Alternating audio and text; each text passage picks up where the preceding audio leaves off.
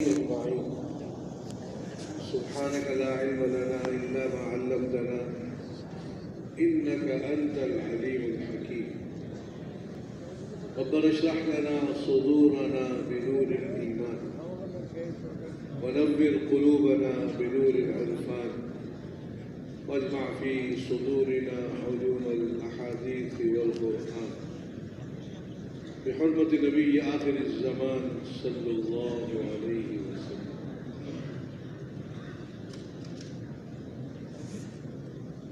قابل احترام بزرگوں، بھائیوں اور دوستوں، اللہ سبحانہ و تعالیٰ نے دنیا اور آخرت کی پوری کامیابی کو دین کے ساتھ جوڑا.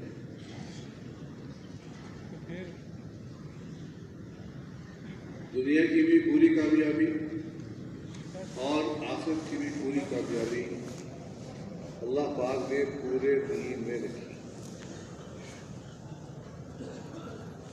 اور دین جو ہے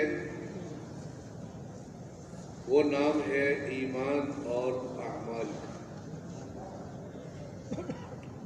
اللہ پاک کے وہ احکامات جن کا تعلق انسان کے دل کے ساتھ ہے اس کو ایمان کہتے ہیں، اور اللہ پاک کے وہ احکامات جن کا تعلق باقی سارے جسم کے ساتھ ہے ان کو اعمال کہتے ہیں. اس لیے اللہ تعالیٰ نے جتنے بھی انبیاء علیہم السلام بھیجے، سب نبیوں کو اللہ تعالیٰ نے ایمان اور اعمال کی محنت کے لیے بھیجا. کسی نبی کو اللہ تعالیٰ نے ملک اور مال کی محنت کے لیے نہیں بھیجا. ہر نبی کو ایمان کی محنت کے لیے اور اعمال کی محنت کے لیے بھیجا. اور جن لوگوں نے نبیوں کی بات کو مانا، ایمان والے بنے، اعمال والے بنے، اللہ نے ان کو کامیاب کر کے دکھایا. ان کی کامیابی کو اللہ پاک نے واضح طور پر اپنی کتابوں میں بیان فرمایا، اور قیامت تک کے آنے والے انسانوں کے لیے اس کو بیان کرنا کہ یہ لوگ کامیاب ہیں. اور جن لوگوں نے نبیوں کی بات کو نہیں مانا، ایمان اعمال والے نہیں بنے، اللہ تعالیٰ نے ان کو ناکام کر کے دیا. دنیا میں بھی ناکام کیا اور آخرت میں بھی ناکام کی، اور ان کی ناکامی کو پوری دنیا کے انسانوں پر واضح کر کے دکھایا. نوح علیہ السلام کی قوم کے بارے میں فرمایا اغرقوا فادخلوا نارا. دنیا کے لحاظ سے پانی کے اندر غرق کیے گئے، اور آخرت کے لحاظ سے دوزخ میں داخل کر دیے گئے. تو دنیا میں بھی ناکام اور آخرت میں بھی ناکام. اس لیے میں دوستوں، سارے نبیوں کی محنت جو ہے وہ ایمان اور اعمال کی محنت ہے. ایمان جو ہے اس کا تعلق دل کے ساتھ ہے.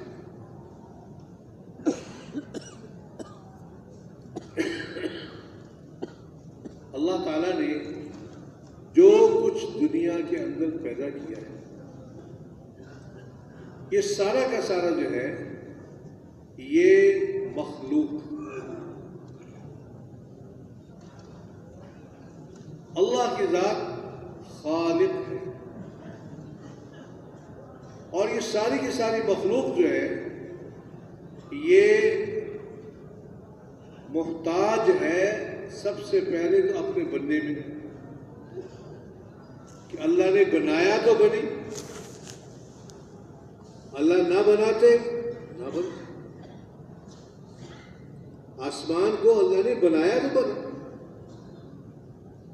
پیدا کیا، زمینوں کو اللہ نے پیدا کیا، سورج چاند ستاروں کو اللہ نے پیدا کیا۔ تو یہ ساری مخلوق جو ہے یہ اپنے پیدا ہونے میں اللہ کی محتاج ہے۔ پھر اس کے بعد اپنے نفع اور نقصان میں بھی اللہ کی محتاج ہے۔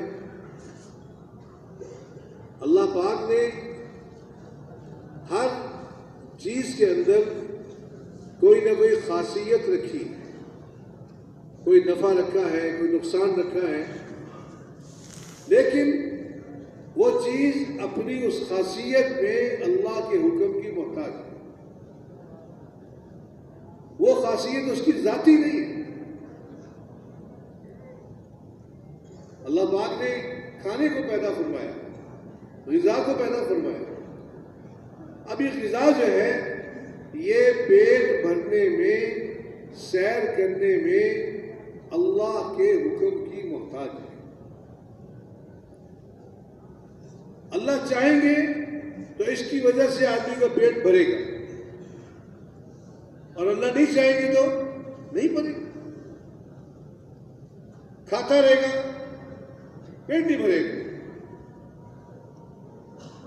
پانی کو اللہ نے پیدا کیا، پانی کے اندر پیاس بجھانے کی خاصیت اللہ نے رکھی، لیکن پانی جو ہے یہ اپنی اس خاصیت میں اللہ کے حکم کا محتاج ہے۔ قرآن پاک میں اللہ پاک نے ایک واقعہ بیان کیا۔ ایک لشکر تھا حضرت طالوت کا، اس لشکر میں داؤد علیہ السلام بھی تھے۔ تو وہ لشکر جو ہے وہ چل رہا تھا، اب سخت گرمی کا موسم تھا، پیاس لگی ہوئی تھی۔ اب وہ ایک نہر پر پہنچے، ایک دریا پر پہنچے، لیکن اللہ پاک کی طرف سے حکم آ گیا کہ اس دریا میں سے پانی نہیں پینا۔ فلما فصل طالوت بالجنود قال ان اللہ مبتلیکم بنہر۔ یہ نہر جو ہے یہ تمہاری آزمائش ہے، اللہ اس سے تمہیں آزمائیں گے۔ فمن شرب منہ فلیس منی، جو اس نہر کا پانی پیے گا اس کا میرا ساتھ نہیں۔ ہاں، جو ایک چلو بھر پی لے اس کے لیے گنجائش ہے، جو بالکل نہ پیے یہ سب سے اعلیٰ درجہ ہے۔ اور رخصت کیا ہے کہ ایک چلو پی لے، اس سے زیادہ نہیں پینا۔ اب لوگوں کو پیاس لگی ہوئی تھی، اب لوگوں نے اس پانی کو، اکثر لوگوں نے اس پانی کو پینا شروع کر دیا۔ ایک چلو پیا، دو چلو پیا، پیتے چلے گئے، لیکن اللہ نے کیا کہ پیاس نہیں بجھی، حتیٰ کہ اتنا پانی پی لیا کہ پیٹ بڑے بڑے ہو گئے اور چلنے کے قابل نہ رہے، لیکن پیاس نہیں بجھی۔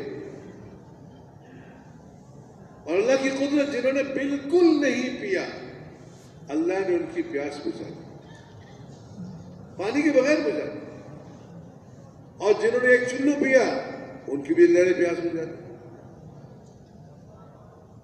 اور یہ جو آزمائش پہ پورا اترنے والے تھے یہ 313 تھے۔ پھر ان 313 پہ اللہ نے فیصلہ کیا وَكَمْ مِنْ فِئَةٍ قَلِيلَةٍ غَلَبَتْ فِئَةً كَثِيرَةً بِإِذْنِ اللَّهِ. بہت سی چھوٹی جماعتیں لیکن وہ تھی ایمان والی، اعمال والی، وہ بہت بڑی بڑی جماعتوں پر غالب آ گئی.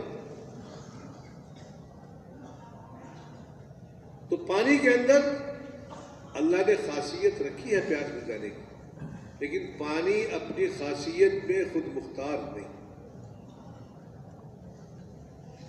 اسی طرح دنیا کی ساری مخلوق جو ہے، فرمایا کہ اللہ پاک اسباب کے پیدا کرنے والے، اور اللہ پاک اسباب کے محتاج نہیں. اللہ پاک اسباب کے محتاج نہیں.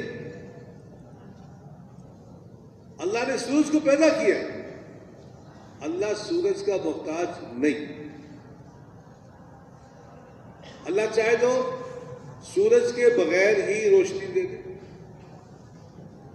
قیامت کے دن اللہ حافظ قرآن کے والد کے سر پہ جو تاج ہوگا اس پہ روشنی پیدا کریں گے، جو روشنی اس سورج سے زیادہ ہوگی جو سورج آپ کے گھر میں ہو.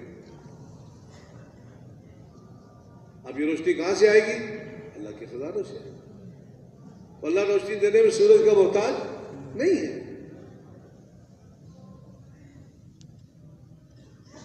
اللہ پاک اسباب کا محتاج نہیں ہے، لیکن اسباب اللہ کے محتاج ہیں. اب سورج جو ہے یہ روشنی دینے میں اللہ کے حکم کا محتاج ہے. یہ اپنے چلنے میں، اپنے نکلنے میں، اپنے غروب ہونے میں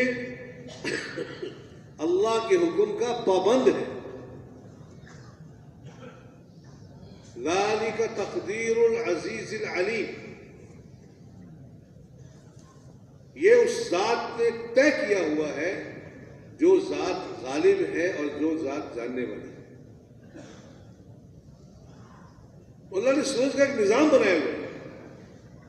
سورج اس کے ماتحت ہے، اللہ اس کا پابند نہیں ہے. سورج اللہ کا پابند ہے. اللہ جب چاہے سورج کی حرکت کو بدل دے، اللہ اس کی حرکت کو الٹا کر دے. اللہ قادر ہے. اللہ اس کی روشنی کو مٹا دے، اللہ قادر ہے. اور اللہ کبھی کبھی ایسا کر کے دکھا بھی دیتا.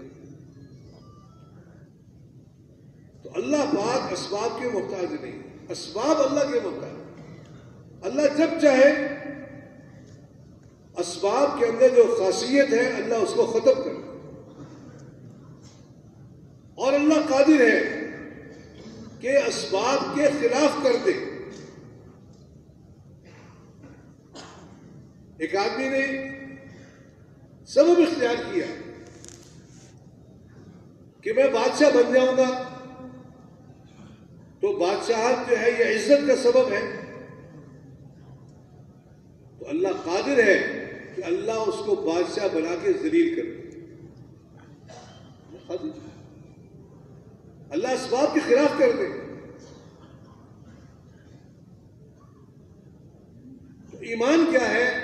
یہ ساری کی ساری کائنات جو ہے یہ اللہ کی مخلوق ہے اور اللہ کے قبضے میں ہے. اور اللہ جب چاہے جس چیز کو چاہے جیسے چاہے استعمال کر دے، جب چاہے اس کو وجود دے دے، جب چاہے اس کو ختم کر دے.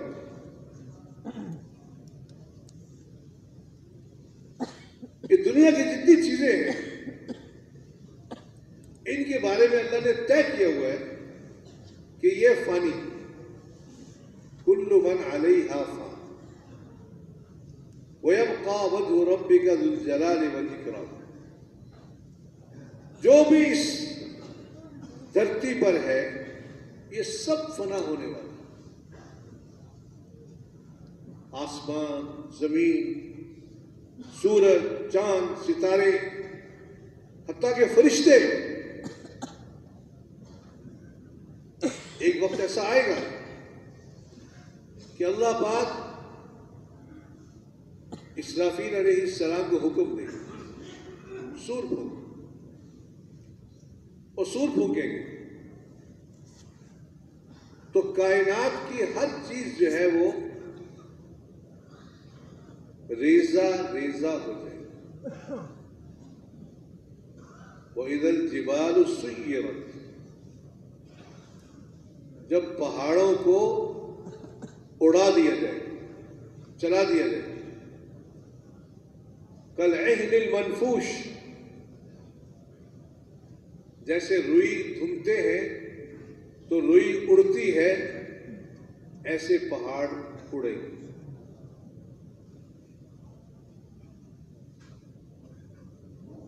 تو اللہ پاک ان پہاڑوں کو ختم کر دے. اللہ پاک آسمان و زمین کو لپیٹ دیں گے. فرمایا یوم نطوی السماء کطی السجل للکتب کما بدأنا اول خلق نعید. ہم آسمان کو ایسے لپیٹ دیں گے جیسے ایک آدمی کاغذ کو گول کرتا ہے، گول کر کے لپیٹ دیتا ہے، ایسے ہم آسمان کو لپیٹ دیں گے.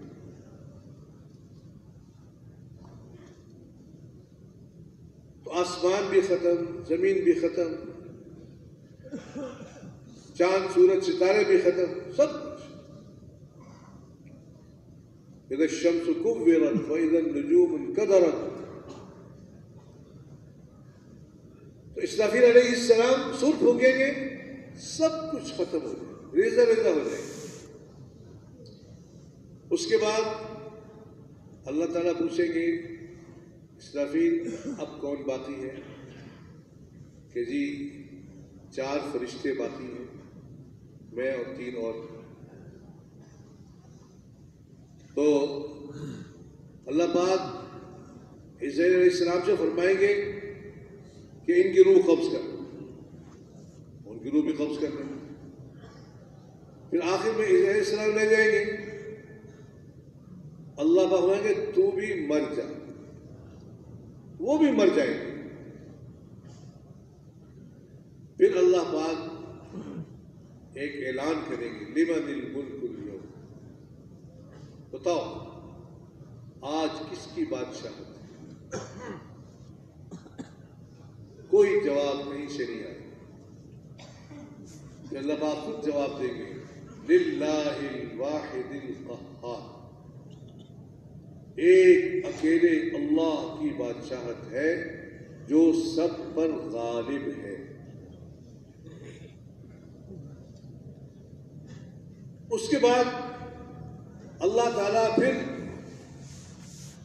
اسرافیل علیہ السلام کو حکم دیں گے زندہ ہونے کا. وہ زندہ ہو جائیں گے. پھر ان سے کہیں گے دوبارہ سور پھونکو، وہ دوبارہ سور پھونکیں گے. تو پھر جو ہے وہ جتنے انسان آدم علیہ السلام سے لے کر قیامت تک جتنے انسان آئے تھے وہ سارے کے سارے زندہ ہو گئے. اور جانور بھی زندہ ہو جائیں گے. پھر جانوروں کا اللہ حساب کتاب کریں گے. سینگ والی بکری نے بے سینگ کی بکری کو سینگ مارا ہوگا، اللہ بے سینگ کی بکری کو سینگ دے گی اور اس سے کہیں گے اپنا بدلہ لو. وہ اپنا بدلہ لے گی. ایسے جس جانور نے دنیا میں کسی جانور پہ ظلم کیا ہوگا تو اللہ پاک ان کو آپس میں بدلہ دے گا. اور اس کے بعد پھر اللہ پاک ان سب کو حکم فرمائیں گے کہ کونوا ترابا، سب مٹی ہو جائے. تو سارے جانور مٹی ہو جائیں گے، ختم ہو جائیں گے. اس وقت کافر یہ دیکھ کر کہیں گے یا لیتنی کنت ترابا، کاش میں بھی مٹی ہو جاؤں۔ لیکن انسان نے اب اللہ نے دوبارہ زندہ کیا ہے، اب انسان نے مرنا نہیں، اب انسان نے ہمیشہ کے لیے زندہ رہنا ہے، اور دو قسم کی زندگی ہے، فریق فی الجنت و فریق فی السعیر۔ ایک جماعت جنت میں، ایک جماعت دوزخ، درمیان میں کچھ نہیں۔ وقتی طور پر ایک جگہ جس کے بارے میں آتا ہے اعراف، وہاں پر کچھ لوگ ہوں گے جن کی نیکیاں اور گناہ برابر ہوں گے، پھر اللہ پاک ان پر اپنا فضل فرمائیں گے اور ان کو بھی جنت میں داخل کریں گے۔ پھر قیامت کے دن یہ اعلان ہوگا وَامْتَازُوا الْيَوْمَ أَيُّهَا الْمُجْرِمُونَ، اے مجرموں آج ایمان والوں سے الگ ہو جاؤ۔ قیامت کے دن جو ہے نا وہ الگ الگ۔ قرآن پاک میں ایک آیت آتی ہے یوم ندعو کل اناس بامامہم، قیامت کے دن ہم ہر شخص کو اس کے امام کے ذریعے بلوائیں گے، امام کے ساتھ بلائیں گے۔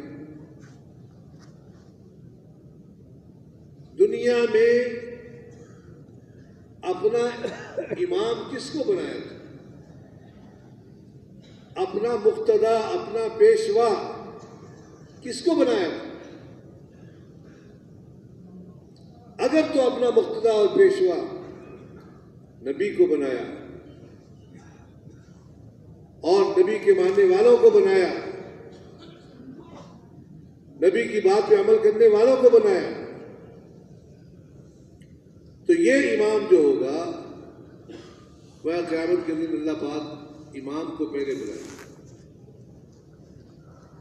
اور اس کو بلا کر تو ایمان والا ہوگا، اعمال والا ہوگا، ایمان اعمال کی دعوت کو لے کر چلتا ہوگا، لوگوں کو ایمان اعمال پر لانے والا بنا ہوگا، اس کی وجہ سے ہزاروں لاکھوں لوگ ایمان اعمال والے بنے ہوں گے۔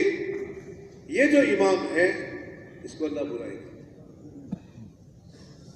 اور اللہ پاک اس کا اکرام اور اعزاز فرمائے گا، اللہ اسے جنت کا لباس پہنائے گا، اللہ اسے تاج پہنائیں گے، اللہ اس کا اکرام فرمائیں گے اور دور سے اس کی روشنی چمکتی ہوئی نظر آئے گی۔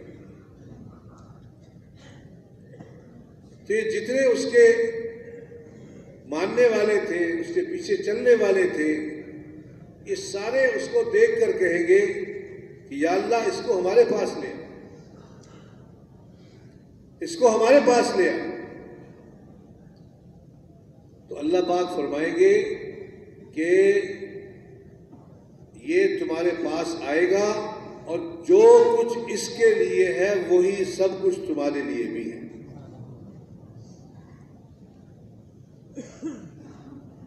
کیونکہ تم نے اس کے کہنے پر عمل کیا، اس کے راستے پہ چلے ہو، اور خدا نہ خواستہ اگر کافروں کو اپنا امام بنایا تو قرآن پاک میں ایک امام وہ بتائے جو نیکی کی ہدایت دیتے ہیں، یہدون بامرنا، اور ایک امام وہ بتائے یدعون الی النار، دوزخ کی دعوت دیتے ہیں۔ دنیا میں دونوں قسم کے لوگ موجود ہیں، ہدایت کی دعوت دینے والے نیکی کی دعوت دینے والے وہ بھی موجود ہیں، اور برائی کی دعوت دینے والے، دوزخ کی دعوت دینے والے وہ بھی موجود ہیں۔ میرے دوستو سوچنے کی بات ہے، اپنی زندگی جو ہے اس کا نظام کس کو دیکھ کے ہم نے بنایا ہے؟ کس کی زندگی کو اپنا ہم نے رہنما بنایا ہوا ہے؟ کس کو دیکھ کے چل رہے ہیں؟ تو ہمارا کہ اگر خدا نہ خواستہ کافروں کو امام بنایا، یہودیوں کو امام بنایا، عیسائیوں کو امام بنایا، ان کی زندگی کو دیکھ کے چلے تو پھر جو ان کا امام ہوگا اللہ اس کو بلوائے گا اور اللہ اس کو دوزخ کا کالا لباس پہنائے گا، اللہ اس کو آگ کی ٹوپی پہنائے گی، اللہ اس کا رنگ سیاہ کریں گے۔ تو دور سے یہ لوگ اس کو دیکھیں گے اور یہ کہیں گے کہ یا اللہ اس کو ہمارے پاس نہ لے کے آئے، یہ ہمارے پاس نہ آئے۔ تو اللہ پاک فرمائیں گے کہ نہیں نہیں، یہ تمہارے پاس آئے گا اور جو کچھ اس کو ملا ہے، جو حشر اس کا ہوا ہے، وہ حشر تمہارا بھی ہوگا، کیونکہ امام اس کو بنایا تھا۔ تو میرے دوستو قیامت میں جو فیصلہ ہوگا وہ ایمان اعمال پہ ہوگا۔ کہ ایک آدمی جو ہے وہ اللہ تعالیٰ سے یہ کہے کہ یا اللہ یہ جتنی زمین ہے، زمین بھر کے سونا مجھ سے لے لے اور میری جان چھوڑ دے، میں اتنا نہیں، اتنا اور بھی ہو وہ لے لے، میری جان چھوٹ جائے، میں نہیں چھوٹے گی۔ لا خلۃ ولا شفاعۃ، لا بیع فیہ ولا خلۃ ولا شفاعۃ، نہ وہاں کوئی سودا ہوگا، نہ وہاں دوستی چلے گی، نہ وہاں سفارش چلے گی۔ وہ کہ قیامت کے دن جو دوست ہوں گے برائی والے، وہ ایک دوسرے کو دکھائے جائیں گے، ایک دوسرے کو دکھائے جائیں گے، مگر وہ اس سے بھاگے گا، یبصرونہم، دکھائے جائیں گے۔ آدمی چاہے گا یود المجرم لو یفتدی من عذاب یومئذ ببنیہ وصاحبته واخیہ وفصیلته التي تؤویہ ومن فی الارض جميعا ثم ينجیہ کلا۔ آدمی چاہے گا اپنے بیٹے فدیے میں دے دے، اپنے بھائی دے دے، اپنی بیوی کو دے دے، اپنا پورا خاندان قبیلہ دے دے، ساری دنیا کے انسان اپنے بدلے میں دے کر اپنی جان چھڑا لے، ایسا نہیں ہوگا۔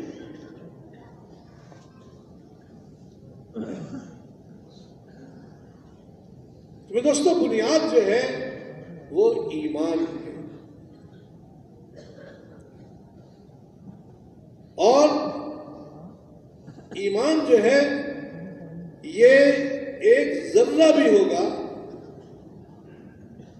تو یہ ایمان ضرور بھی ضرور جنت میں داخل کرے گا۔ جس کے دل میں ایک ذرہ ایمان ہوگا وہ بھی جنت میں جائے گا۔ تو انبیاء علیہم السلام کی جو محنت ہے وہ ایمان کو بنانے کی محنت ہے۔ دوستو آج دنیا میں جتنی چیزوں میں ہم لگے ہوئے ہیں، یہ سب چیزیں جو ہیں یہ ہم سے چھوٹ جانے والی ہیں۔ یہ جو تبلیغ کا کام ہے نا، یہ ایک دنیا کے کام چھڑانے کی مشق ہے۔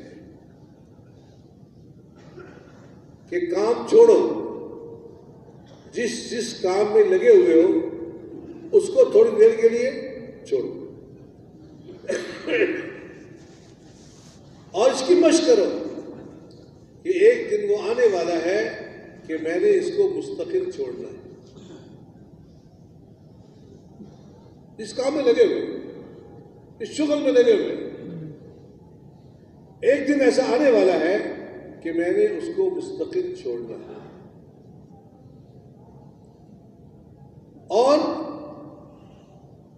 ایک دن ایسا آنے والا ہے کہ وہ چیز میرے لیے بیکار ہوگی۔ آج میں دکان میں محنت کر رہا ہوں، دکان بنا رہا ہوں، لیکن ایک دن ایسا آنے والا ہے کہ یہ دکان میرے لیے بیکار ہوگی۔ میں کارخانہ بنا رہا ہوں، بنا لیا، ایک دن ایسا آنے والا ہے کہ یہ کارخانہ میرے لیے بیکار ہوگا۔ میں نے بہت بڑا گھر بنا لیا، راحت و آرام کے سارے سامان مہیا کر لیے، لیکن ایک دن آنے والا ہے کہ یہ سارا سامان مجھ سے جدا ہو کر رہے گا۔ اس نے فرمایا کہ جب آدمی مرتا ہے تو ایک چیز کی خوشی ہوتی ہے، ایک چیز کا غم ہوتا ہے۔ خوشی کس بات کی ہے؟ خوشی اس بات کی ہے کہ جو کچھ میرے ساتھ جا رہا ہے۔ خوشی کس بات کی ہے؟ کہ جو میرے ساتھ جا رہا ہے۔ اور غم اور حسرت کس بات پر ہے؟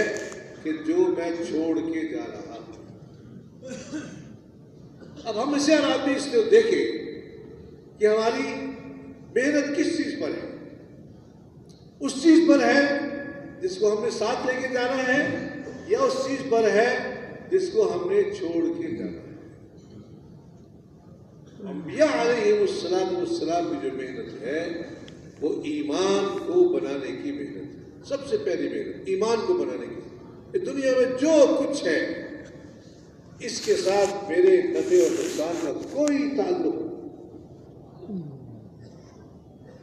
نفع اور نقصان صرف اللہ کے ہاتھ میں۔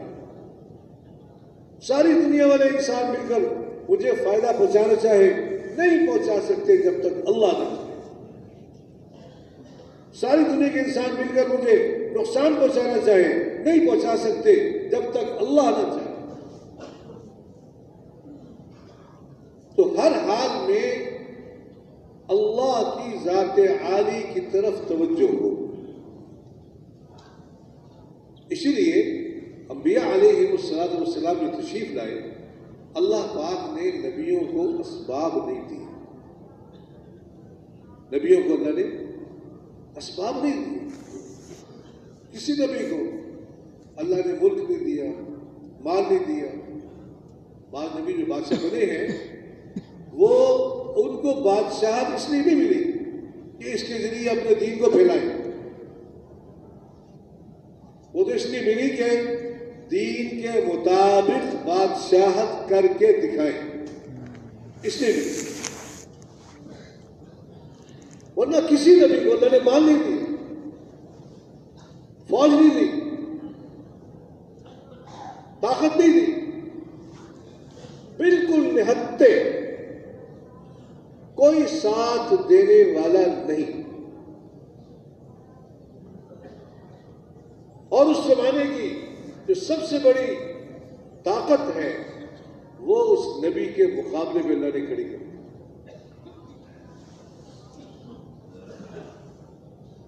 مثالیں ہمارے سامنے، کئی بار اکثریت اللہ پاک نے جو چیزیں بیان فرمائی ہیں یہ قیامت تک کے لیے ہے، کہ قیامت تک یہ بنیادیں بنے گی، لوگ ان بنیادوں پہ کھڑے ہوں گے اور ان بنیادوں پہ یقین کر کے چلیں گے۔ اللہ نے بیان کر دیا کہ ساری بنیادیں غلط ہیں، بیکار ہیں، یہ بے بنیاد ہیں.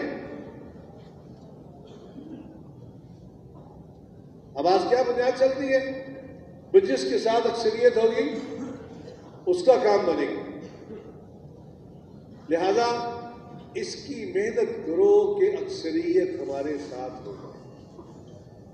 آج ساری محنت اس بات بھی ہو رہی ہے کہ اکثریت ہمارے ساتھ ہو گئے، لوگ ہمارے ساتھ ہو گئے. اللہ نے دکھایا کہ اکثریت کی بنیاد پہ چلنے والے اللہ نے ان کو ناکام کر کے دیا. حکومت کی بنیاد پہ چلنے والے، حکومت بھی چھوٹی موٹی نہیں، پوری دنیا کی حکومت، پوری دنیا کی حکومت. نمرود جو تھا یہ پوری دنیا کا بادشاہ تھا. تو پوری دنیا کی حکومت ایک طرف اور ابراہیم علیہ السلام ایک طرف.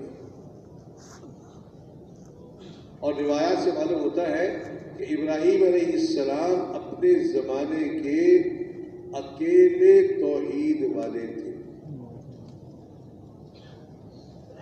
کوئی ساتھ دینے والا نہیں. خاندان بھی مخالف، ماں باپ بھی مخالف، قبیلے والے بھی مخالف، حکومت والے بھی مخالف، کوئی ساتھ دینے والا نہیں. لیکن اللہ پاک نے ابراہیم علیہ السلام کو کامیاب کر کے دکھایا اور ان کے مقابلے پر پوری دنیا کے حکمران کو ناکام کر کے دیا. آج بھی جو حکومت کی بنیاد پہ چلنے والے ہیں اور حکومت کی بنیاد پہ کامیابی کا دعویٰ کرنے والے ہیں، اللہ پاک نے ان کے لیے بتایا کہ دیکھو حکومت میں کامیابی نہیں ہے. فرعون کے پاس حکومت بھی تھی، اس کا وزیر اعظم بھی ساتھ تھا. موسیٰ علیہ السلام کے مقابلے میں اللہ پاک نے 3 چیزوں کو واضح کیا. ایک ان کے مقابلے پر حکومت ہے پوری. فرعون کیا کہتا ہے؟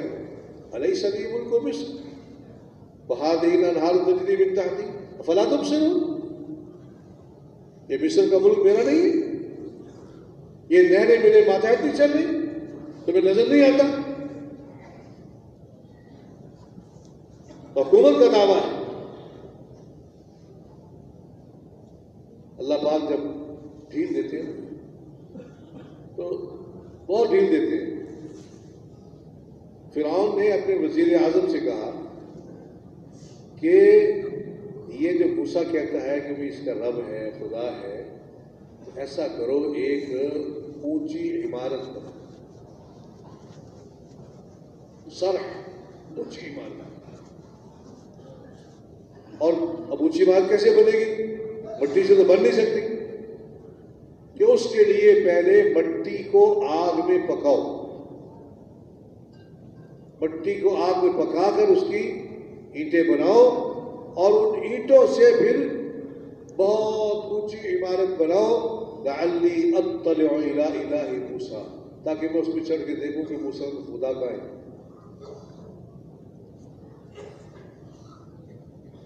تو مقابلے پر حکومت بھی ہے، وزیر اعظم بھی ہے، اور مقابلے پر پوری دنیا کا سب سے بڑا مالدار بھی ہے، قارون. اللہ پاک نے ان تینوں کو ناکام کر کے دکھایا اور موسیٰ علیہ السلام کو کامیاب کر کے دیا.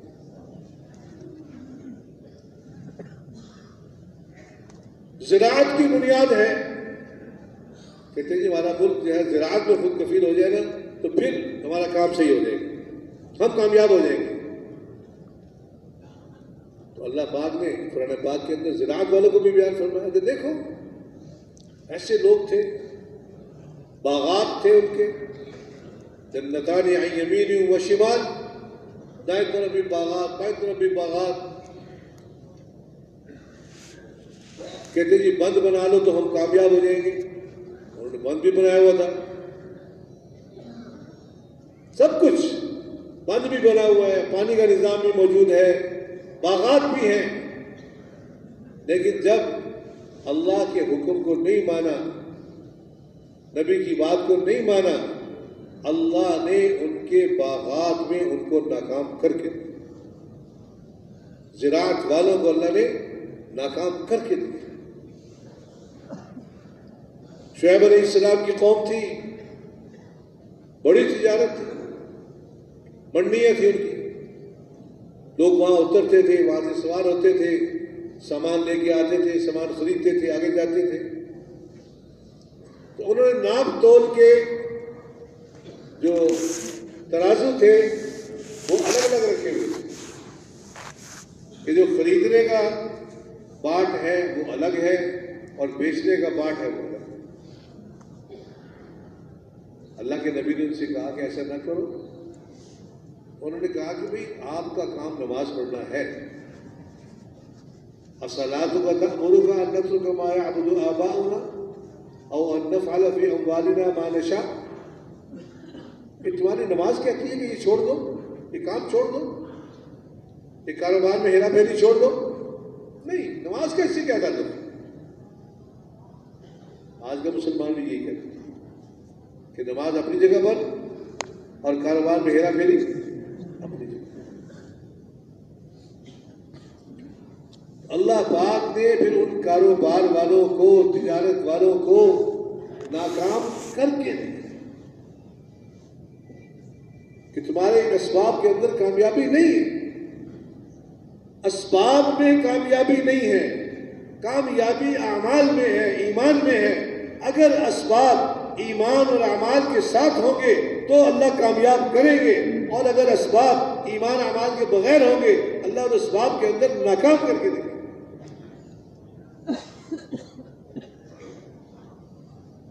آج ہم سارے اس کی محنت میں لگے ہوئے، اسباب بن جائیں، اسباب بن جائیں، اور زیادہ چیزیں بن جائیں، اور زیادہ مال بن جائیں۔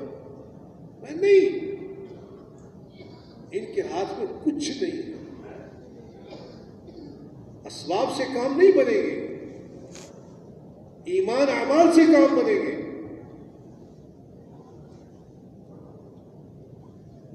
فرمایا کہ جو آدمی من کان یرید العاجلۃ عجلنا له فیہا ما نشاء لمن نرید، جو آدمی دنیا کو مقصد بنائے گا تو ہم کیا کریں گے؟ کچھ دنیا جلدی سے اس کو دے دیں گے، لیکن دو شرطوں کے ساتھ۔ ایک شرط یہ ہے کہ جتنی ہم چاہیں گے اتنی دیں گے، یہ اس کی چاہت پر بات نہیں چلے گی کہ اس نے جو مانگا وہ ملے، نہیں، جتنا ہم چاہیں گے اتنا دیں گے۔ اور لمن نرید، جس کو چاہیں گے دیں گے، جس کو نہیں چاہیں گے نہیں دیں گے۔ دنیا کے اندر دیکھتے ہیں ایک آدمی دکان کھولتا ہے، اب ساری دکانوں والے کامیاب نہیں ہوتے، کچھ کامیاب ہوتے ہیں، کچھ ناکام ہو جاتے ہیں۔ کارخانے بناتے ہیں، کچھ کارخانے والے کامیاب ہو جاتے ہیں، کچھ ناکام ہو جاتے ہیں۔ دنیا کے اسباب میں تو اللہ پاک کا یہ ہے، وعدہ ہے کہ بھئی ہم جس کو چاہیں گے، جتنا چاہیں گے اتنا دیں گے، لیکن چونکہ مقصد دنیا ہے، دین نہیں ہے، اللہ کو راضی کرنا نہیں ہے، ثم جعلنا له جہنم، پھر ہم اس کے لیے دوزخ کا فیصلہ کرتے ہیں، کیونکہ اس کا مقصد دنیا ہے۔ لیکن ومن اراد الآخرۃ وسعى لها سعيها وهو مؤمن فأولئك كان سعيهم مشكورا، کہ جس نے آخرت کو مقصد بنایا اور اس کے لیے کوشش کی، اور وہ ایمان والا تھا، مقصد بھی آخرت تھا، آخرت والی محنت بھی تھی اور ایمان بھی تھا، تو اللہ پاک نے یہاں نہیں کہا کہ اس کے ہم چاہے گے قبول کریں گے چاہے نہیں کریں گے، نہیں، فَأُولَٰئِكَ كَانَ سَعْيُهُمْ مَشْكُورًا، ایسے لوگوں کی کوشش اللہ کے ہاں قابل قدر۔ ایک حدیث پاک میں ارشاد فرمایا کہ جو آدمی آخرت کو اپنا مقصد بناتا ہے، آخرت کو اپنا مقصد بناتا ہے، اللہ پاک کی طرف سے اس کو 3 انعام ملتے ہیں۔ پہلا انعام کیا ہے؟ پہلا انعام یہ ہے کہ اللہ پاک اس کے دل کو غنی کرے، اللہ اس کے دل کو غنی کرے۔ جو آخرت کو مقصد بنائے گا نا، اللہ اس کے دل کو غنی، احتیاج ختم، دل مطمئن ہو جائے گا۔ اور اللہ کیا انعام دیں گے؟ اللہ انعام یہ دیں گے، اللہ اس کے کاموں کو سمیٹ دیں گے۔ جو آخرت کو مقصد بنائے گا، اللہ اس کے کاموں کو سمیٹ، تھوڑی دیر میں بہت سارے کام ہو جائیں گے، اللہ اس کو فارغ کر دیں گے، دین کے لیے فارغ کر دیں گے۔ تھوڑی محنت کرے گا، اللہ اس کو پورا کر دے گا۔ اور تیسرا انعام یہ ملے گا کہ اتت الدنیا وہی راغمۃ، دنیا ہاتھ جوڑ کر اس کے پاس آئے گی، دنیا ذلیل ہو کر اس کے پاس آئے گی۔ اور فرمایا کہ جو آدمی دنیا کو مقصد بنائے گا کہ دنیا ہی دنیا، اللہ پاک اس کو 3 عذاب دیں، 3 سزائیں دیں۔ پہلی سزا کیا ہے؟ اللہ اس کی آنکھوں کے سامنے فقر و فاقہ کر دے، اس کی آنکھوں کے سامنے بس میں غریب ہو جاؤں گا، مر جاؤں گا، محتاج ہو جاؤں گا، ایسے ختم ہو جائیں گے۔ تو ایک تو اللہ پاک اس کی آنکھوں کے سامنے فقر و فاقہ کر دے۔ ایک یہ ہے کہ اللہ اس کے کاموں کو بکھیر دے گے، کام سمٹیں گے نہیں، کام بکھر جائیں گے، مارا پھرے گا، سارا دن پھرے گا، ایک کام بھی نہیں ہوگا۔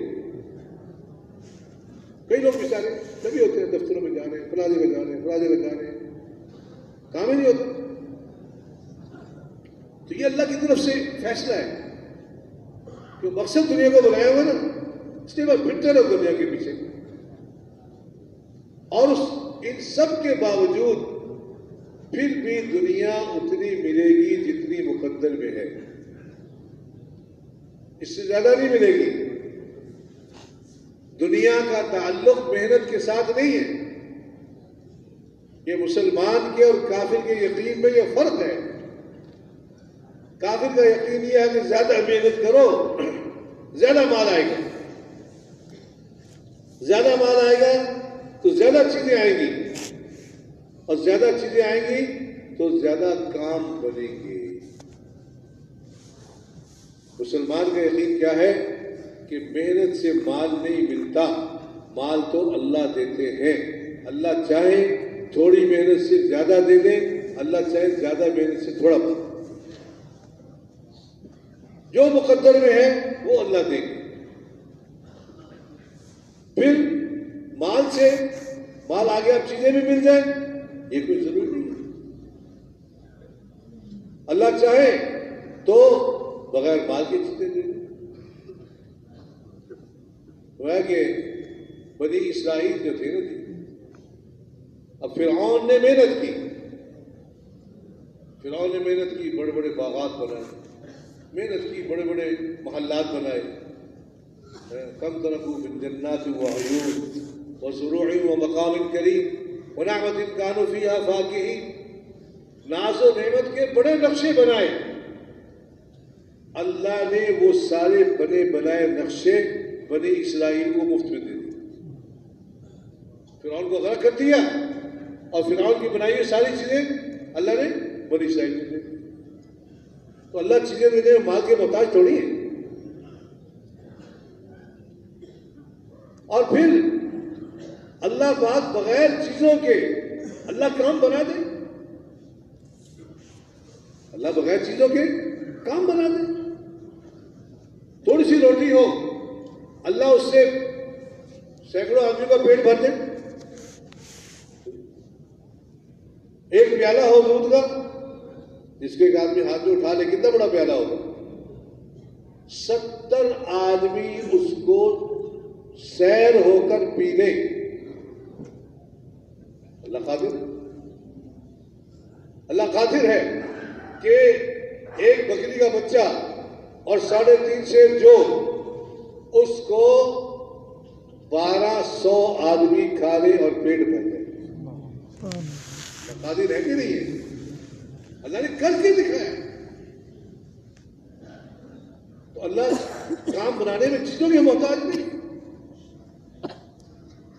اللہ چاہے تو رسول پاک صلی اللہ علیہ وسلم کی انگلیوں سے پانی جاری کرے۔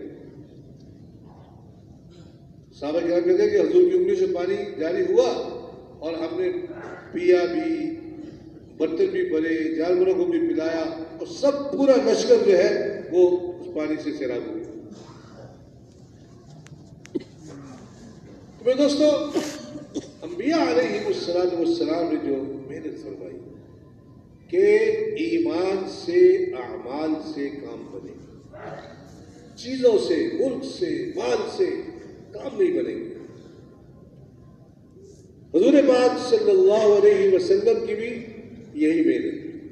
حضور پاک صلی اللہ علیہ وسلم کو بھی اللہ تعالیٰ نے کچھ نہیں دی، بالکل کچھ نہیں، خالی ہاتھ۔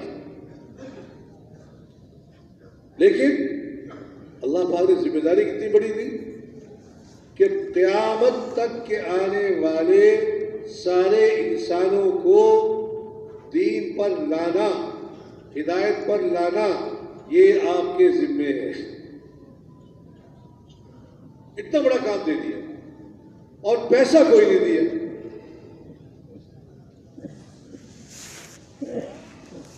حضور پاک صلی اللہ علیہ وسلم نے ایمان کی بنیاد پر صحابہ کرام کو،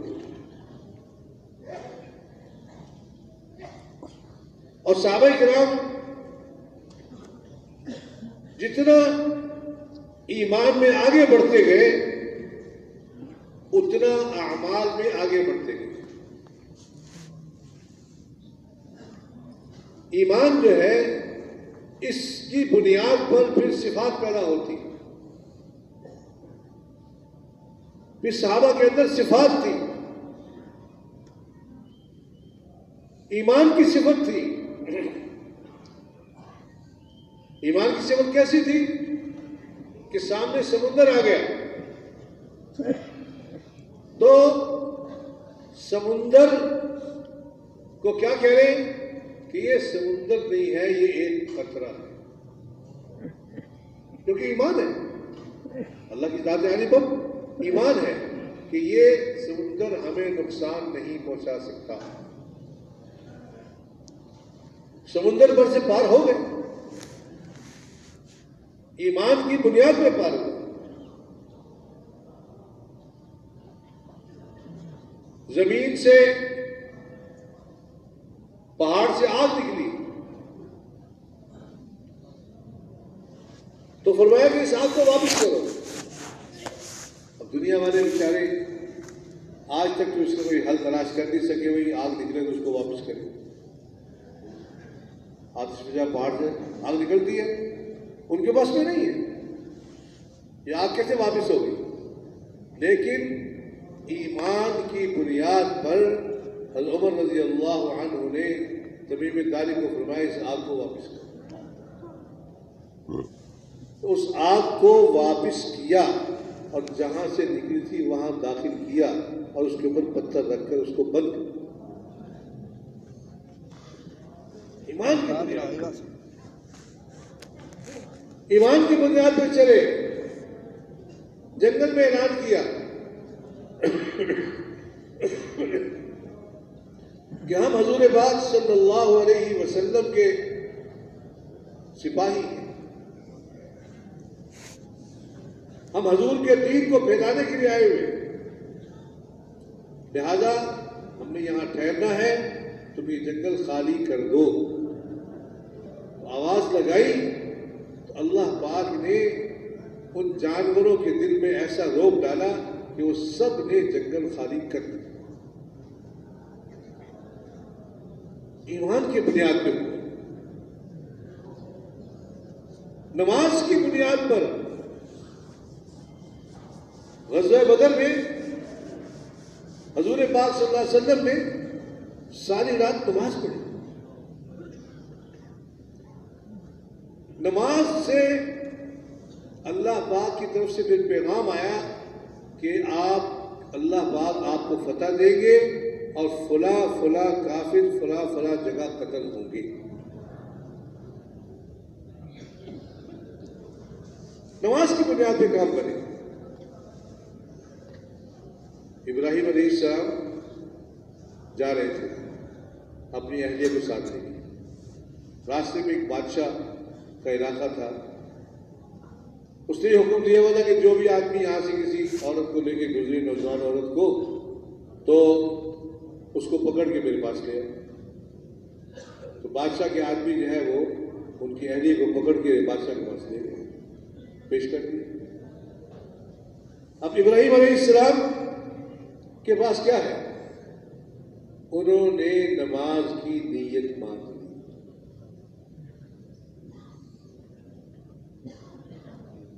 اب وہ نماز کی نیت مان لی، ادھر سے وہ لے گئے، بادشاہ کے سامنے پیش کر دیا۔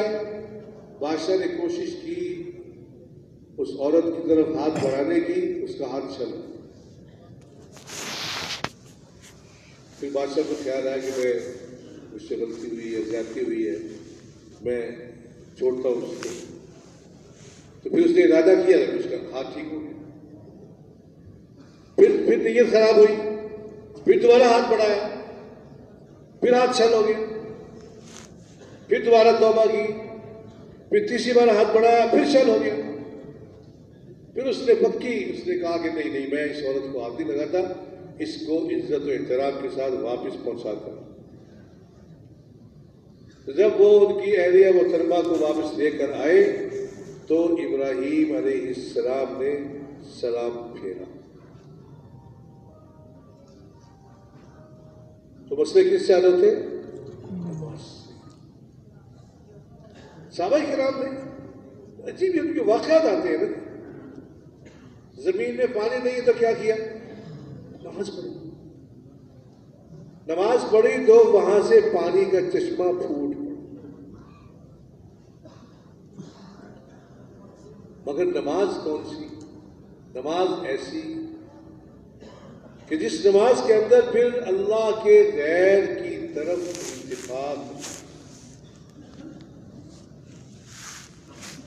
اس میں صحابہ کرام نے جب محنت کی نا تو یہ صفات ان کے اندر پیدا ہوئی۔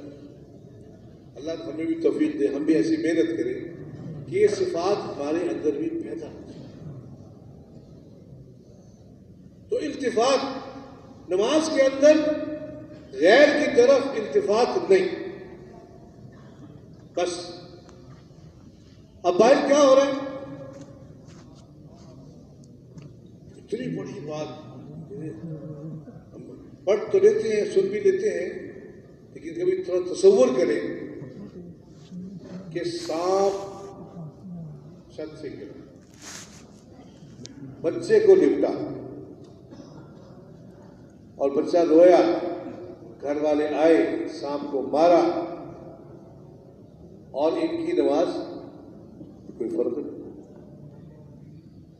نماز پڑھ کے کہا کہ کیا شور تھا، آپ کو پتہ ہی نہیں، بچے کی جان گئی تھی۔ تو تمہارا ناز ہو، اگر میں کسی اور طرف توجہ کرتا تو میری نماز کا کیا بنتا؟ تو یہ تھی نماز۔ عبداللہ بن زبیر نماز پڑھ رہے، لڑائی ہو رہی ہے، جنگ ہو رہی ہے، ایک گولا وہ لگا اور ایک ٹکڑا دیوار کا اڑا اور ان کے سامنے سے، ان کے چہرے کے پاس سے گزرا اور دوسری طرف جا کے گرا، اور ان کو کوئی فرق نہیں پڑا۔ ایسی نماز تھی۔ تو دوستو، ہمیں ان صفات کو اپنے اندر پیدا کرنا اور ان صفات کی ہمیں دعوت بھی دینی ہو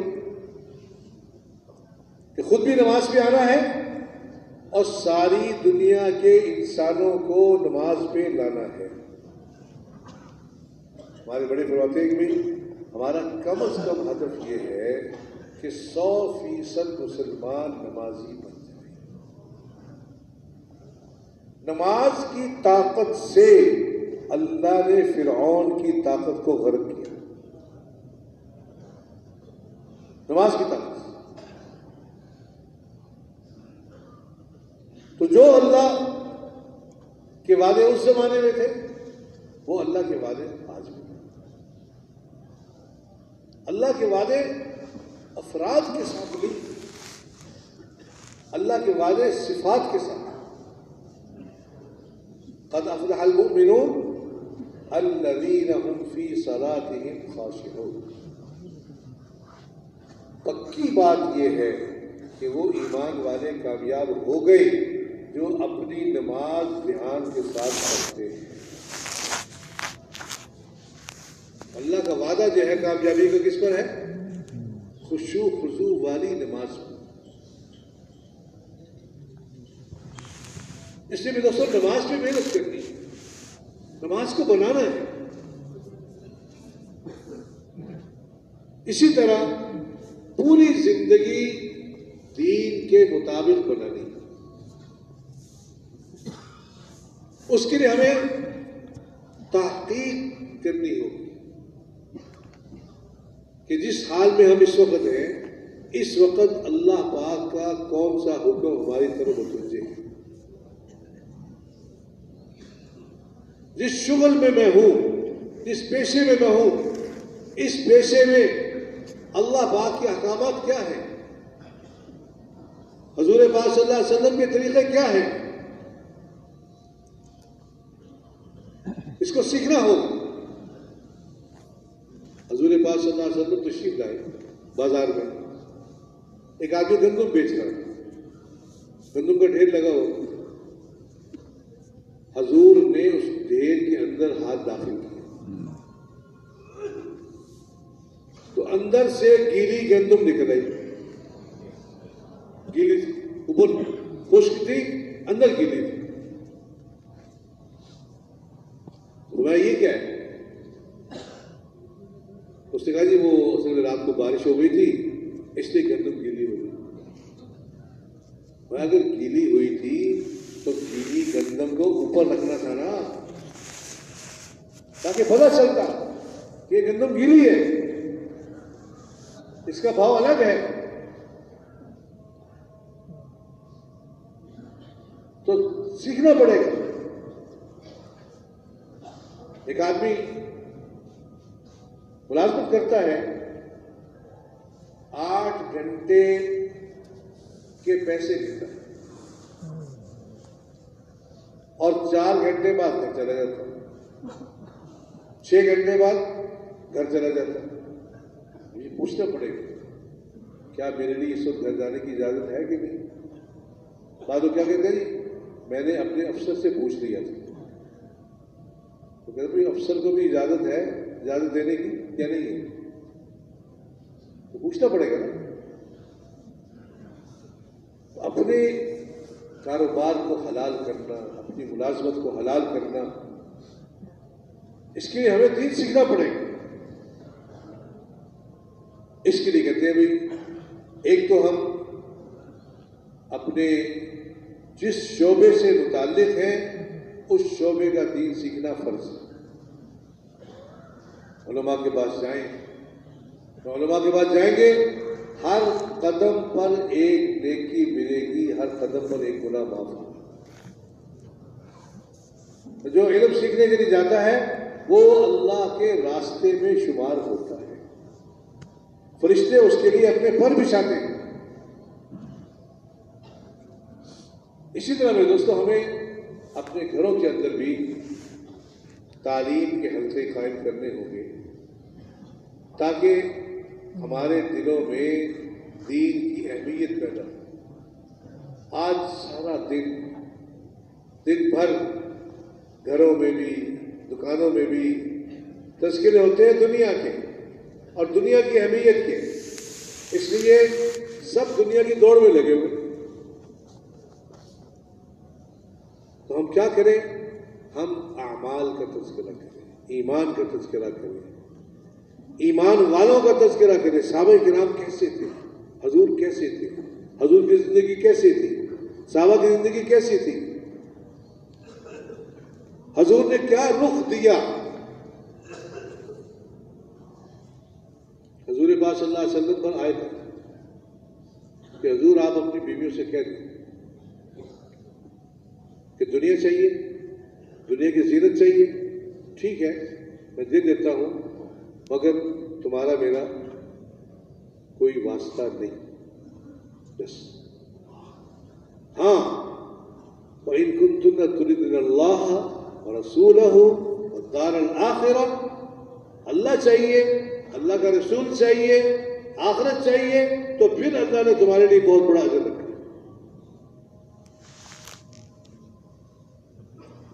انہوں نے راستہ بتایا۔ تو اس لیے ہمیں اپنے گھروں کے اندر یہ فضائیں قائم کرنی پڑیں گی۔ موت کا تذکرہ ہو، موت کے بعد کا تذکرہ ہو،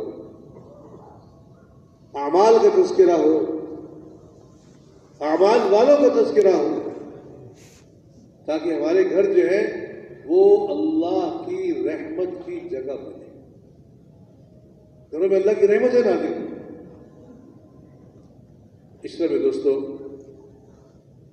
دل جو ہے وہ اللہ کی یاد سے معمور۔ دنیا کا تذکرہ تو بہت ہوتا ہے، لیکن اللہ کا تذکرہ، گویا تم اللہ کو یاد کرو، اللہ تمہیں یاد کرے، اللہ تمہیں یاد رکھیں گے۔ گویا جب بندہ مجھے یاد کرتا ہے میں اس کے ساتھ ہوتا ہوں۔ گویا کہ کوئی چیز قبر کے عذاب سے زیادہ نجات دینے والی بنسبت اللہ کے ذکر کے نہیں ہے۔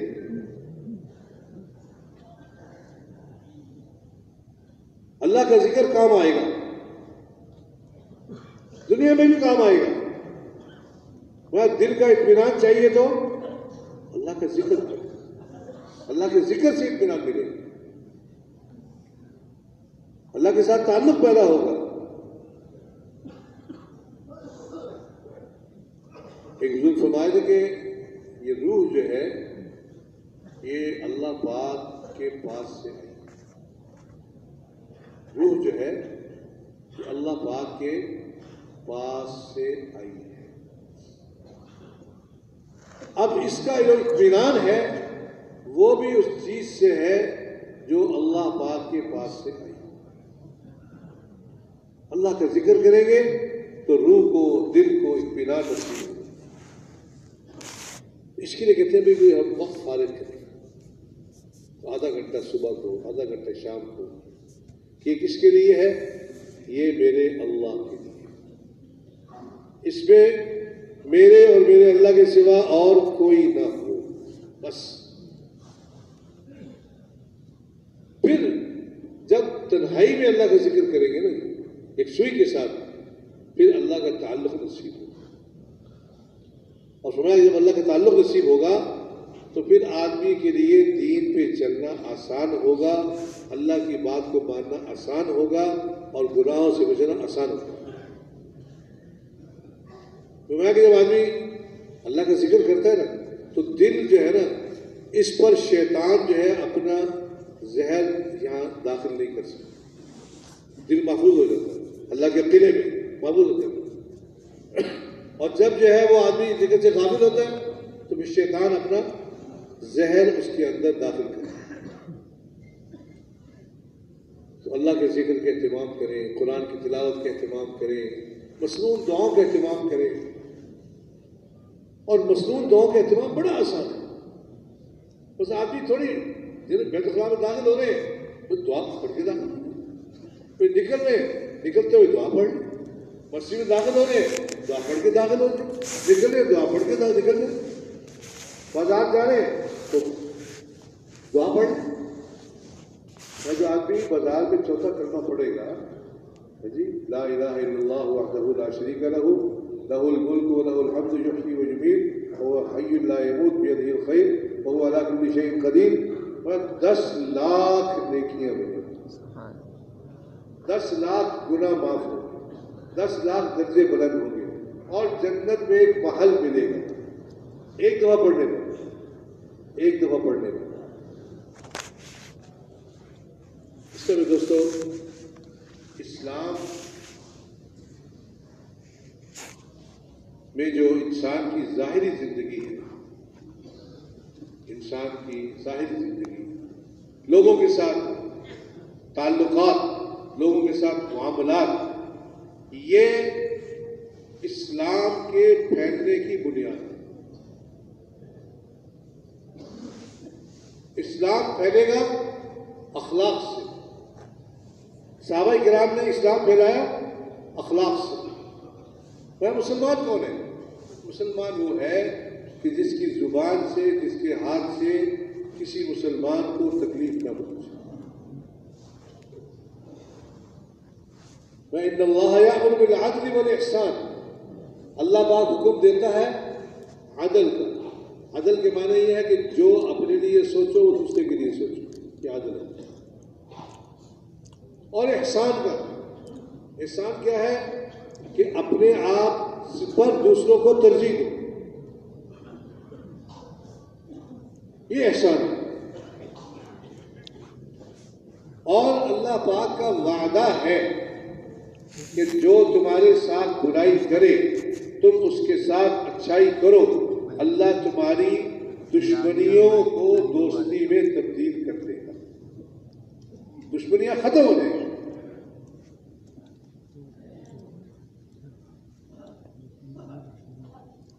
تو اخلاق جو ہے نا یہ مسلمان کی پہچان ہے۔ حضور پاک صلی اللہ علیہ وسلم نے فرمایا کہ تم میں سب سے بہتر وہ ہے جس کا سلوک اپنے گھر والوں کے ساتھ اچھا ہے۔ میں تم میں سب سے زیادہ اپنے گھر والوں کے ساتھ اچھا ہوں۔ اما عائشہ رضی اللہ عنہ فرماتی ہیں کہ حضور پاک صلی اللہ علیہ وسلم رات کو گھر تشریف لاتے، ہم لوگ لیٹ چکے ہوتے تھے تو حضور اتنی آواز سے سلام کرتے کہ کوئی جاگ رہا ہو تو سن لے اور کوئی سو رہا ہو تو اس کی نیند میں خلل نہ پڑے۔ یہ حضور کے اخلاق تھے۔ میں کہ حضور پاک صلی اللہ علیہ وسلم کبھی گھر میں داخل نہیں ہوئے مگر آپ کے چہرے پر تبسم ہوتا تھا۔ ہم بھی کوشش کریں اور کہ اعمال کی حفاظت اخلاق سے۔ اگر ہمارے اخلاق صحیح نہیں ہے، ہمارے معاملات صحیح نہیں ہیں، ہمارا لین دین صحیح نہیں ہے، تو ہمارے سارے اعمال جو ہے ہو سکتا ہے کہ دوسروں کے پاس چلے جائیں، اور یہ بھی ہو سکتا ہے کہ دوسروں کے گناہ ہمارے اوپر آ جائیں۔ ایک بزرگ فرما رہے تھے کہ یہ عجیب بات ہے، حج آپ نے کیا، لے کوئی اور گیا، تہجد آپ نے پڑھی، لے کوئی اور گیا، اور اس سے بڑھ کے عجیب بات یہ ہے کہ زنا کسی اور نے کیا، گناہ آپ کے اوپر آ گیا، چوری کسی اور نے کی، گناہ آپ کے اوپر آ گیا۔ یہ کب ہوگا؟ جب لین دین صحیح نہیں۔ وہ قیامت کے دن مفلس کون ہے؟ فقیر کون ہے؟ کہ فقیر وہ ہے کہ جس نے بڑی نیکیاں کی، اتنی نیکیاں کہ پہاڑ پر کے پہاڑ دب گئے، مگر اس کو مارا، اس کو گالی دی، اس کو برا بھلا کہا۔ تو قیامت کے دن لوگ آئیں گے، اپنے بدلے لیں گے، اب بدلہ دینے کے لیے کچھ نہیں ہوگا، اعمال دینے پڑیں گے۔ پھر جب اعمال ختم ہو جائیں گے تو پھر لوگوں کے گناہ اس کے اوپر لاد دیے جائیں گے۔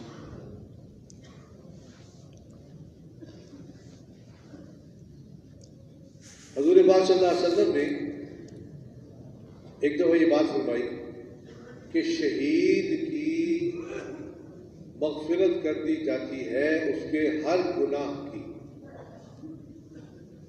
ایک صحابی نے پوچھا، حضور نے اس کو بتا دیا، وہ واپس جا رہا تھا، حضور نے اس کو بلایا واپس، فرمایا کہ سوائے قرض کے، سوائے قرض کے، ابھی جبرائیل آئے تھے اور مجھے بتا کر گئے کہ یہ معافی نہیں۔ حضور نے جنازہ نہیں پڑھایا اس آدمی کا جس کے دل میں قرض۔ دوستو یہ کوئی کمال کی بات نہیں ہے کہ کوئی ہم سے لے نہیں سکتا، نہیں، یہ کوئی کمال نہیں۔ کمال یہ ہے کہ ہم نے کسی کا دینا نہ ہو، ہمارے ذمہ کسی کا حق نہ ہو۔ حضور پاک صلی اللہ علیہ وسلم کے پاس کوئی آدمی کسی کی برائی کرتا، حضور اس کے منہ پہ ہاتھ رکھتے، مت کرو۔ کیوں؟ میں مثلا دنیا سے اس حال میں جاؤں کہ میرا سینہ سب کی طرف سے صاف ہو، تو ہم بھی اس کی کوشش کریں، نہ کسی کی برائی کریں، نہ کسی کی برائی سنیں۔ اس طرح دوستوں ہمارا معاملہ اللہ کے ساتھ، جو کچھ ہم کرتے ہیں اس کا بدلہ کس سے لینا ہے؟ اللہ سے۔ تو فرمایا کہ دنیا میں لینے کی نیت کرنا یہ تو ہے دکھاوا، اور آخرت پہ لینے کی نیت کرنا یہ ہے اخلاص۔ فرمایا کہ ہر نبی کی یہ آواز تھی، ہر نبی کی، کہ لا اسألکم علیہ اجرا، مجھے تم سے کچھ نہیں چاہیے۔ ہر نبی کی آواز، تم سے کچھ نہیں چاہیے۔ ان اجری الا علی اللہ، میرا اجر کس کے ذمہ ہے؟ اللہ کے ذمہ۔ اس سے میں دوستوں فرمایا کہ اخلص العمل یکفیک القلیل، عمل کو خالص کر لو، تھوڑا سا بھی کافی ہو جائے۔ میں رات کی 2 رکعتیں جس کو اللہ کے بندے کے سوا کوئی نہ دیکھے، یہ جو ہے یہ جنت میں داخل کرنے کے لیے کافی۔ رات کی 2 رکعتیں بس اللہ دیکھے، بندہ دیکھے، بس اور کوئی نہ دیکھے، ساری طرح معاف ہو جاتی۔ اس لیے میں دوستوں عمل کو کرنے سے پہلے بھی ہم اپنی نیت کو ٹٹولیں، کس لیے کرنا، وجہ عمل کیا ہے؟ اللہ کو راضی کرنا ہے یا اللہ کے غیر کو راضی کرنا ہے؟ اللہ کو راضی کرنا، بس اللہ راضی ہو جائے، اور کوئی راضی ہو نہ ہو۔ اور پھر عمل کرتے ہوئے بھی اس کا اہتمام، عمل کرتے ہوئے نیت خراب نہ ہو۔ لیکن اس بات میں اشارہ ہوا ہے کہ شرک خفی سے بچو، شرک خفی سے بچو۔ شرک خفی کیا؟ تو ایک آدمی نماز پڑھ رہا ہے، اب نماز پڑھتے پڑھتے سجدہ کر رہا ہے، دیکھ رہا ایک آدمی ہے، اب اس کی وجہ سے سجدہ لمبا کر تاکہ وہ دیکھے یہ بڑا نمازی ہے، کہ یہ کیا ہے؟ یہ شرک نماز نہیں، شرک ہے۔ تو عمل کے دوران بھی اس کا اہتمام، اور پھر عمل کرنے کے بعد اللہ سے معافی مانگنا کہ یا اللہ جیسا کرنا چاہیے تھا ویسے نہیں ہوا، معاف کر دیں۔ اور بڑوں سے یہ بات سنی کہ اگر عمل کے آخر میں استغفار کی کیفیت دل میں پیدا ہو گئی تو یہ عمل کی قبولیت کی علامت ہے۔ اور پھر یہ ہے کہ اس عمل کی حفاظت کہ بعد میں اس کا تذکرہ لوگوں کے سامنے اس انداز سے نہ ہو کہ جس سے اپنی بڑائی ظاہر ہو۔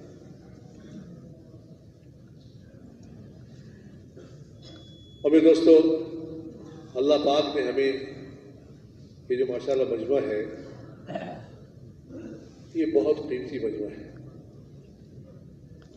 ہر شخص جو اس پہ ہے ماشاءاللہ ہر ایک نے اپنی زندگی کا بڑا حصہ دین کی محنت پہ لگایا.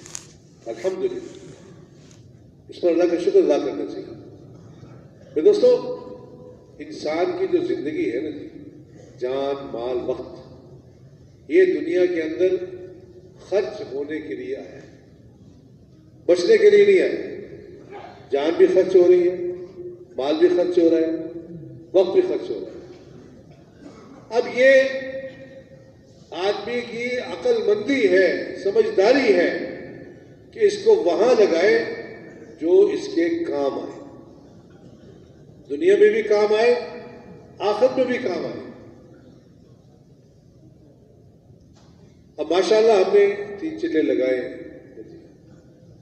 ہمارے حضور فرماتے بھائی ایک لفظ ہے کہ پرانے ہیں مگر یہ لفظ نہیں ہونا چاہیے. بولے کیا ہونا چاہیے کہ یہ کام میں آگے بڑھنے والے ہیں. یہ کام میں آگے بڑھنے والے ہیں. ہم نے ماشاءاللہ 30 سال پہلے 3 چلے لگائے. اب اس کے بعد سے اب کام میں ہم کتنا آگے بڑھے یہ ہر شخص نے خود دیکھنا ہوگا. وَالَّذِينَ جَاهَدُوا فِينَا لَنَهْدِيَنَّهُمْ سُبُلَنَا. جو لوگ ہمارے راستے میں مجاہدہ کریں گے. مجاہدہ کیا ہے؟ مجاہدہ یہ ہے کہ جس سطح پر ہم ہیں اس سے آگے بڑھنے کی نیت کریں. یہ ہے مجاہدہ. جس سطح پر ہے اس سے آگے بڑھنے کی نیت کریں. تو جو اللہ کے راستے میں مجاہدہ کریں گے ہم ان کو ضرور اپنی طرف آنے والے راستوں کی ہدایت دیں گے. اس میں علماء نے لکھا ہے کہ ایک ہے محنت کرنے والی ایک ہے جن پر محنت کی جا رہی ہے.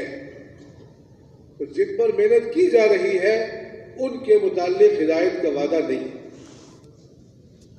اللہ چاہے ہدایت دے چاہے نہ دے اور آپ اس کے مکلف بھی نہیں ہیں. لا تکلف الا نفسک. کتنے نبی ایسے آئے جن کا ایک بھی امتی نہیں ہے لیکن نبی پورے ہیں وہ. تو جن پر محنت ہو رہی ہے وہ ہدایت پر آتے ہیں یا نہیں آتے اس کا کوئی وعدہ نہیں ہے.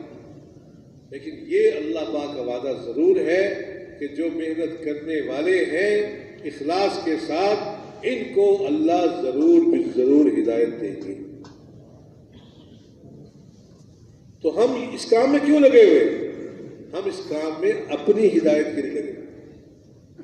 اللہ مجھے ہدایت دے دے میں ہدایت والا بن جاؤں میں ہدایت پر آ جاؤں میں ایمان والا بن جاؤں میں اعمال والا بن جاؤں میں صفات والا بن جاؤں. جیسے مولانا جمشید صاحب فرمایا تھے کہ یہ جو ہماری محنت ہے یہ جد و جہد ہے. ابھی محنت شروع نہیں ہوئی. محنت ہوتی صحابہ کی کہ گئے ایک ملک میں گئے پورا ملک مسلمان ہو گیا اور پورا ملک تبدیل ہو گیا.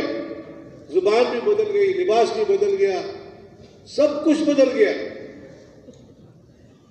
وہ صحابہ والی محنت تھی.